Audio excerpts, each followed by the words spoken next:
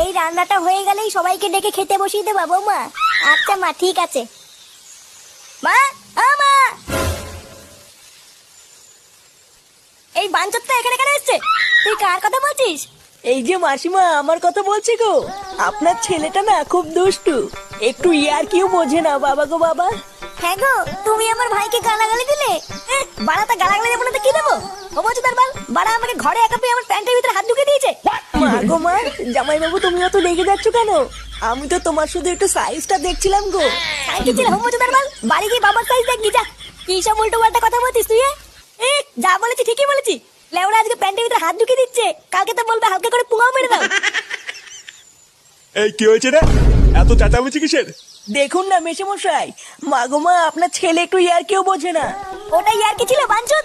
দেখেছেন তো কিভাবে বলছে। দেখো মা, আমি কিন্তু বলে দিচ্ছি, এই চুদির ভাই যদি বাড়িতে থাকে আমি কিন্তু বাড়ি থাকবো না, বলে দিলাম। চোরে বাচ্চা, তুই ঘর থেকে বেরিয়ে যা। আমরা কোনো কাজকর্মের বেলায় নেই, কোনো রোজগার পাতি নেই, আবার বড় বড় কথা। ও বাড়া, মায়ের থেকে মাসির দরদ বেশি, তাই তো? বাড়া এখন তো দেখছি আমার থেকে এই বাড়িতে এই হোমোচোদার দাম বেশি।